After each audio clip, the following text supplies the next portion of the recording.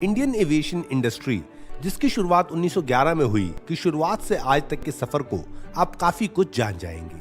और इस 108 साल के सफर को मैं इसी वीडियो में सिस्टमेटिक तरीके से 3 हिस्सों में आप लोगों के साथ शेयर करूंगा। पहले बताऊंगा Indian aviation background and scenario before privatisation. दूसरे हिस्से में बताऊंगा भारत की सबसे सफल एयरलाइंस इंडिगो की शुरुआत और सफलता की कहानी। और आखिरी हिस्से में बताऊंगा कैसे एक टफ बिजनेस एनवायरनमेंट में इंडिगो ने सरवाइव किया, जबकि काफी बड़े प्लेयर्स मिट्टी में मिल गए। इंडियन एविएशन इंडस्ट्री के इतिहास और इंडिगो की ये कहानी मैं जान पाया हूँ शैली विश्वजीत द्वारा लिखी किताब द इंडिगो स्टोरी से। तो आइए जानते हैं ये इंटरेस्टिंग कहानी। Year 1911 to 1991 Indian aviation before privatisation.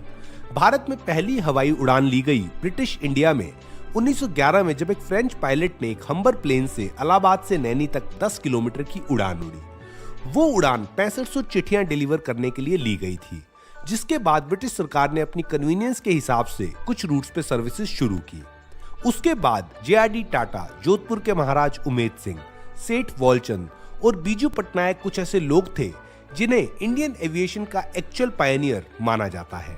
JRD Tata ने 1932 में टाटा एयरलाइंस शुरू की। जोधपुर के महाराज उमेद सिंह, जो कि खुद एक पैशनेट एविएटर थे, जिन्होंने जोधपुर में एरोड्रोम बनवाया और जोधपुर फ्लाइंग क्लब की भी स्थापना की, जहां पायलट ट्रेनिंग होती थी। सेठ वॉलचंद वो इंसान है जिन्होंने भारत की पहली aircraft manufacturing facility Hindustan aircrafts limited की स्थापना की, जो बाद में जाकर हिंदुस्तान एरोनॉटिक्स लिमिटेड बनी। बीजू पटनायक, जो कि एक फ्रीडम फाइटर, सक्सेसफुल पॉलिटिशियन और फियरलेस पायलट थे, उन्होंने 1947 में कलिंगा एयरलाइंस शुरू की। ये वो पायनियर थे जिन्होंने आजादी के पहले के भारत में इंडियन एविएशन इंडस्ट्री की शुरुआत और डेवलपमेंट की। अब जानते हैं आजादी के बाद क्या हुआ। साल 1953 में जब प्राइवेट एयरलाइंस को नेशनलाइज कर दिया गया, उस समय करीबन 8 प्राइवेट एयरलाइंस एग्जिस्टेंस में थी। Deccan Airways, Tata airlines, Kalinga airlines, Indian national Airways, air services of India, Airways India, Bharat Airways और हिमालयन एविएशन।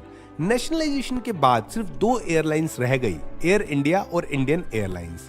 जिन 2 एयरलाइंस ने फिर 1991 तक भारत की एविएशन नीड्स को पूरा किया।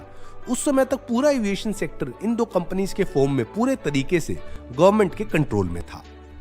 Year 1991 to 2019 the story of IndiGo airlines. 1991 में प्राइम मिनिस्टर नरसिम्हा राव की सरकार ने इंडियन एविएशन सेक्टर, जिसमें नेशनलाइज्ड एयरलाइंस ही थी, को प्राइवेट प्लेयर्स के लिए ओपन कर दिया। और इमीडिएटली भारत के बिजनेसमैन इसे एक गोल्डन अपॉर्चुनिटी समझते हुए कूद पड़े एयरलाइन शुरू करने के लिए। 1991 से 2007 तक कई एयरलाइंस की शुरुआत हुई, पर दुर्भाग्य की बात यह है कि ज्यादातर एयरलाइंस जो बहुत ही जोश के साथ इंडियन एंटरप्रेन्योर्स ने शुरू की थी, वो कुछ ही सालों में या तो बंद हो गई या बहुत ज्यादा लॉसेस के कारण उन्हें दूसरी बड़ी एयरलाइंस के साथ मर्ज होना पड़ा। कुछ ही एयरलाइंस हैं जो टफ बिजनेस एनवायरनमेंट में सरवाइव कर पाई, और उनमें से एक एयरलाइंस है इंडिगो एयरलाइंस, जिसकी शुरुआत की कहानी मैं आपको बताऊंगा। इंडिगो एयरलाइंस की कहानी यहाँ पे बतानी इसलिए जरूरी है क्योंकि ये भारत की एक ऐसी एयरलाइंस है जो लगातार 10 साल से प्रॉफिट मेकिंग एयरलाइन है। तो एक ऐसा सेक्टर जहाँ पे ज्यादातर एयरलाइंस नुकसान में है और सर्वाइवल के लिए स्ट्रगल कर रही हैं, वहाँ एक एयरलाइंस अगर लगातार प्रॉफिट मेकिंग है तो ये तो काबिले तारीफ है ही। तो आइए जानते हैं इंडिगो की शुरुआत और सफलता की कहानी। 2 एक्स्ट्रा ऑर्डिनरी इंसान, राहुल भाटिया और राकेश गंगवाल, ने इंडिगो की शुरुआत की, जिस नाम का मतलब था India on the go, Indigo. Rahul Bhatia ऐसे परिवार से बिलोंग करते थे जिनका एयरलाइन टिकटिंग का बिजनेस था। उन्होंने अपनी इंजीनियरिंग की पढ़ाई अमेरिका से की, वहां पे कुछ समय नौकरी की, पर फिर अपने पिताजी का उनके एयरलाइन टिकटिंग के बिजनेस में हाथ बटाने के लिए इंडिया आ गए। उनके पिता का एयरलाइन टिकटिंग का बिजनेस करीबन 10 पार्टनर्स के साथ था, जिन पार्टनर्स ने मिलकर उनको बिजनेस से बाहर निकाल दिया। जिसके बाद राहुल ने अपने पिता के साथ मिलकर अपना खुद का ट्रैवल बिजनेस शुरू किया। वो बिजनेस सक्सेसफुल एस्टेब्लिश होने के बाद उन्होंने हॉस्पिटैलिटी बिजनेस भी शुरू किया, इंटरग्लोब होटल्स के नाम से, जो बिजनेस भी उनका काफी सक्सेसफुल रहा। इन दोनों बिजनेस को एस्टेब्लिश करने के बाद, अपार सफलता मिलने के बाद भी वो रुके नहीं और कुछ बहुत बड़ा करने का सपना रखते थे, और अपने उस सपने को पूरा किया इंडिगो एयरलाइंस की शुरुआत करके। एक फुल फ्लेज एयरलाइंस शुरू करना कोई आसान बात नहीं थी। ना तो उनके पास इतना ज्यादा पैसा था और ना एयरलाइन जैसे टफ बिजनेस को मैनेज करने का एक्सपीरियंस। था तो बस अपने एग्जिस्टिंग ट्रैवल और हॉस्पिटैलिटी बिजनेस का एक्सपीरियंस और अनंत साहस और बड़े एम्बिशन। पैसा और एक्सपीरियंस जो उनके पास नहीं था, उसके लिए उन्होंने पार्टनरशिप की एक ऐसे इंसान से, राकेश गंगवाल, जिन्होंने वो सारे गैप पूरे कर दिए, जिसके बाद एक सक्सेसफुल एयरलाइंस शुरू होना तय था। राकेश गंगवाल जो जन्म से भारतीय हैं, उन्होंने आईआईटी कानपुर से इंजीनियरिंग करने के बाद अमेरिका से एमबीए की और उसके बाद वही जॉब करने लगे। अमेरिका में उन्होंने कुछ बड़ी एयरलाइंस के साथ काम किया, जहां उन्होंने बहुत एक्सपीरियंस और बहुत पैसा कमाया, और जिस एक्सपीरियंस और पैसे का उन्होंने राहुल भाटिया के साथ मिलकर इंडिगो एयरलाइंस शुरू करने के लिए इस्तेमाल किया।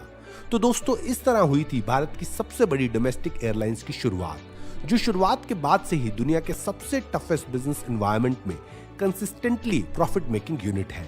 तो दोस्तों, आइए आगे के वीडियो में जानते हैं कि कैसे इंडिगो एयरलाइंस ने इतने टफ एनवायरनमेंट में सरवाइव किया, जहां बड़े बड़े धुरंधर सरवाइव नहीं कर पाए। Why Indigo survived whereas much bigger player doomed? दोस्तों, यहाँ पे मैं आपको बताऊंगा कुछ ऐसे कारण जो इंडिगो एयरलाइंस की सफलता के कारण बने। सबसे पहला, low cost carrier with high service standard. दोस्तों, लो कॉस्ट कैरियर एलसीसी मतलब ऐसी एयरलाइंस जो बेसिक एयर ट्रांसपोर्टेशन पे फोकस करती हैं और रेगुलर और प्रीमियम सर्विसेज जैसे इन फ्लाइट मील्स और इन फ्लाइट एंटरटेनमेंट को एयरक्राफ्ट का हिस्सा नहीं बनाती। ऐसी एयरलाइंस तो बहुत हुई, जैसे एयर डेक्कन, एयर सहारा, पर एक ऐसी कंपनी जिसने लो कॉस्ट कैरियर होते हुए भी कस्टमर को हाई सर्विस स्टैंडर्ड दिया, वो है इंडिगो। जहां दूसरे लो कॉस्ट कैरियर सिर्फ लो फेयर्स प्रोवाइड कर रहे थे और सर्विस स्टैंडर्ड नहीं, वहीं इंडिगो ने लो फेयर्स के साथ साथ smart cabin crew, on time performance के साथ हाई सर्विस स्टैंडर्ड प्रोवाइड किया। सबसे बड़ा फैक्टर इंडिगो का सफल होने का रहा ऑन टाइम परफॉर्मेंस। उनका मानना था कि कस्टमर का एयर सर्विस को यूज करने का सबसे बड़ा कारण है अपने डेस्टिनेशन पे समय पे पहुंचना। ये उस समय की बात है जब रेलवेज की तरह इंडियन एविएशन में भी देरी से डेस्टिनेशन पे पहुंचना एक आम बात थी। उस समय इंडिगो ने ऑन टाइम लैंडिंग को अपना एक यूएसपी बनाया। मुझे खुद याद है आज से करीबन 10 साल पहले किए गए इंडिगो के सफर का, जहां एयरलाइंस की कैबिन क्रू स्पेसिफिकली लैंडिंग के समय पे ये अनाउंस करती थी कि कैसे उनका एयरक्राफ्ट समय से भी पहले लैंड कर रहा है। दूसरा कारण इंडिगो की सफलता का रहा low and controlled cost in each area of operation. IndiGo के फाउंडर शायद ये जानते थे कि किसी भी लो कॉस्ट एयरलाइंस के सर्वाइवल का सबसे बड़ा फैक्टर है एक्चुअल में लो कॉस्ट को मेंटेन करना एयरलाइन के हर ऑपरेशंस में।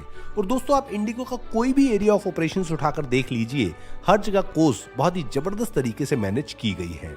फ्लीट सिनर्जी एंड एफिशिएंसी, एक ही टाइप के एयरक्राफ्ट चुनना ताकि मेंटेनेंस और ट्रेनिंग की कॉस्ट बचाई जा सके। एयरक्राफ्ट में लाइट वेट पर ड्यूरेबल सीट्स लगवाना और इन फ्लाइट एंटरटेनमेंट सिस्टम्स को ना लगवाना ताकि एयरक्राफ्ट का वजन कम रहे, जिससे फ्यूल की एफिशिएंसी ज्यादा रहे। एम्प्लॉय प्रोडक्टिविटी और एयरक्राफ्ट यूटिलाइजेशन को मैक्सिमाइज करना ताकि बिना एक्स्ट्रा लोड के एम्प्लॉइज और फ्लीट के मैक्सिमम पोटेंशियल को यूज किया जा सके।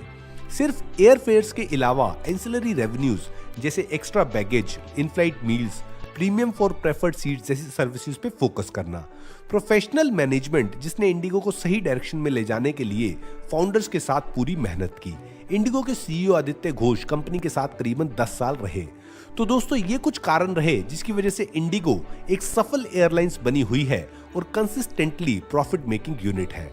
आइए अब वीडियो के अंत में जानते हैं कुछ ऐसे कारण जो भारत की कुछ मानी हुई एयरलाइंस के डूबने का कारण बने।